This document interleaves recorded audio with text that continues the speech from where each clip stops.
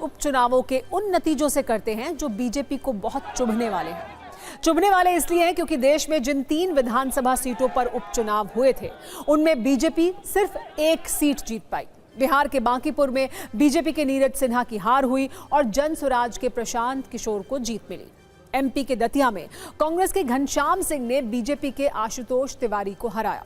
गुजरात से बीजेपी के लिए राहत की खबर आई, जहां मांजलपुर में बीजेपी के सत्येंद्र भाई पटेल ने कांग्रेस के भीखा भाई रबारी को बड़े अंतर से हराया। यानी आज के स्कोर कार्ड में बीजेपी, कांग्रेस और जनसुराज को 1-1 सीट मिली। वैसे तो इन 3 सीटों के उपचुनाव के नतीजों से किसी भी सरकार की सेहत पर कोई फर्क नहीं पड़ने वाला है, लेकिन इन नतीजों ने जो संदेश दिया है उसका असर दूर तक होने वाला है। इसी पर हमने सत्ता की एक कुंजी तैयार की है, जिसकी शुरुआत बिहार में बीजेपी की पारंपरिक सीट रही बांकीपुर से करते हैं। एक मशहूर शेर है, इतना भी गुमान न कर अपनी जीत पर ए बेखबर, शहर में तेरी जीत से ज्यादा चर्चे तो मेरी हार के हैं।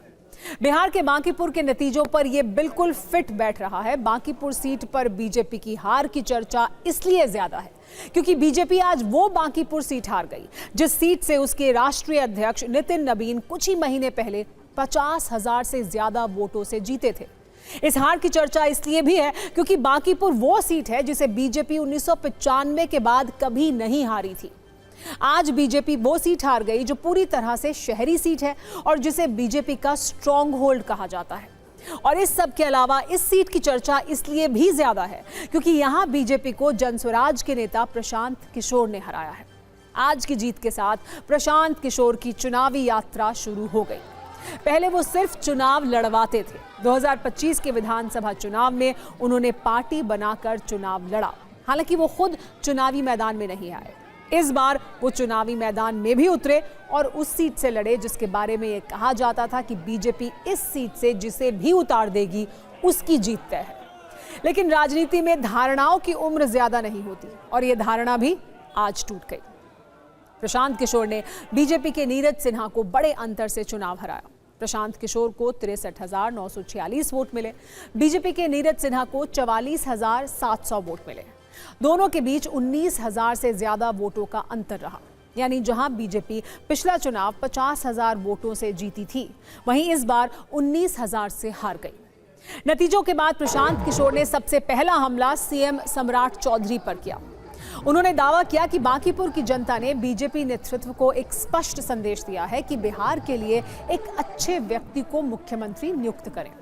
एक बार सुनिए इस जीत के बाद प्रशांत किशोर क्या कह रहे हैं।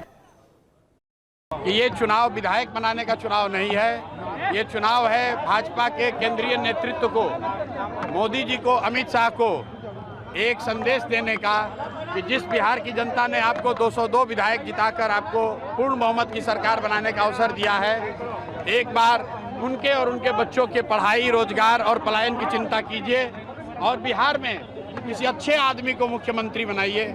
किसी अपराधी को, किसी दागदार चरित्र के व्यक्ति को मुख्यमंत्री मत बनाइए। इस हार से बीजेपी भी कुछ हद तक हैरान होगी, इसलिए नतीजों के तुरंत बाद समीक्षा भी शुरू हो गई है। सूत्रों के मुताबिक बीजेपी अध्यक्ष नितिन नबीन की पारंपरिक सीट पर हार को बड़ा झटका माना जा रहा है। पार्टी के भीतर यह भी चर्चा है कि उम्मीदवार बदलने से गलत संदेश गया और कुछ पारंपरिक वोटर नाराज हुए। अगर हार के कारणों की बात करें तो सबसे ज्यादा अति आत्मविश्वास को हार की वजह माना जा रहा है।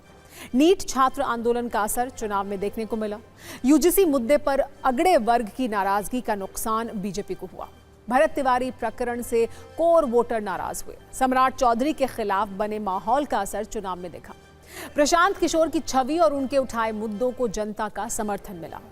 कांग्रेस और आरजेडी का वोट प्रशांत किशोर के पक्ष में गया। चुनाव में जातीय समीकरणों की बजाय मुद्दों और उम्मीदवारों को प्राथमिकता मिली। बीजेपी का उम्मीदवार चयन कमजोर रहा, जिसका नुकसान उसे हुआ। बांकीपुर में प्रशांत किशोर एक बड़े फैक्टर बने, बीजेपी समझ नहीं पाई। वैसे बीजेपी ने यह भी मान रही है कि एक सीट के नतीजे के आधार पर मुख्यमंत्री सम्राट चौधरी को निशाना नहीं बनाया जाना चाहिए। हालांकि नीतीश कुमार के मुख्यमंत्री पद छोड़ने और सम्राट चौधरी के मुख्यमंत्री बनने के बाद यह पहला चुनाव था। ऐसे में इसे उनकी पहली राजनीतिक परीक्षा के तौर पर भी देखा जा रहा था। हालांकि अब वो समीक्षा की बात कह रही है, जबकि आरजेडी का कहना है कि प्रशांत किशोर बीजेपी की बी टीम है।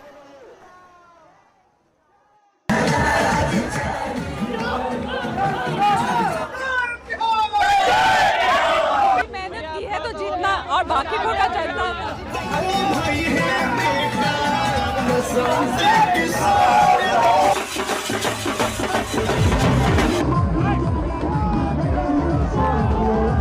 बांकीपुर से जो प्रशांत किशोर जी चुनाव लड़ रहे हैं, असली उम्मीदवार भाजपा के प्रशांत किशोर जी हैं। और आज भारतीय जनता पार्टी का जो सिंबल लिया हुआ कैंडिडेट था उसकी हार हुई है, लेकिन जो पार्टी के असली उम्मीदवार हैं उनकी जीत हुई है। आप कह रहे हैं कि प्रशांत किशोर बीजेपी के उम्मीदवार हैं? बिल्कुल, ऐसा क्यों? बिल्कुल। आप बहुत सारे फैक्टर्स हैं उसमें, आपको आने वाले दिन में आपको सब कुछ दिखेगा। भारतीय जनता पार्टी ने एक तीर से कई जगह निशाने साधे हैं। जो चुनाव परिणाम के रुझान आए उसको हम सिर झुकाकर स्वीकार करते हैं और हम पूरी समीक्षा करेंगे। बांकीपुर के लोग हमारे हैं, हमसे अलग क्यों हुए इसकी भी हम समीक्षा करेंगे। बिहार में तो उस सीट पे राष्ट्रीय अध्यक्ष भाजपा के, उनकी सीट पे यह हालत हुई है। जो कैंडिडेट था वो अपने बूथ से हारा है। अब इसके बाद नैतिकता तो खैर बहुत दूर की बात है, लेकिन क्या कोई नैतिक जिम्मेदारी लेंगे नितिन जी और कुछ देंगे इस्तीफा? हम कभी भी ठीकरा चुनाव आयोग या ईवीएम पर नहीं फोड़ते हैं। ये विपक्ष के लोगों के तरह। लोकतंत्र में हम विश्वास करते हैं, संवैधानिक संस्था का हम सम्मान करते हैं और जनता के जनादेश को हम स्वीकार करते हैं। मुझे लगता है कि यही बदलाव की जो एक हवा है वो देश भर में घूमेगी और गए 20-25 साल से जहां भाजपा हारती नहीं थी, मुझे लगता है रविशंकर प्रसाद जी ने भी कहा था कि वहां कोई भी दे दे, बहुत ही एकदम गलत शब्दों में कहा था, तो भी भाजपा ही जीतेगा।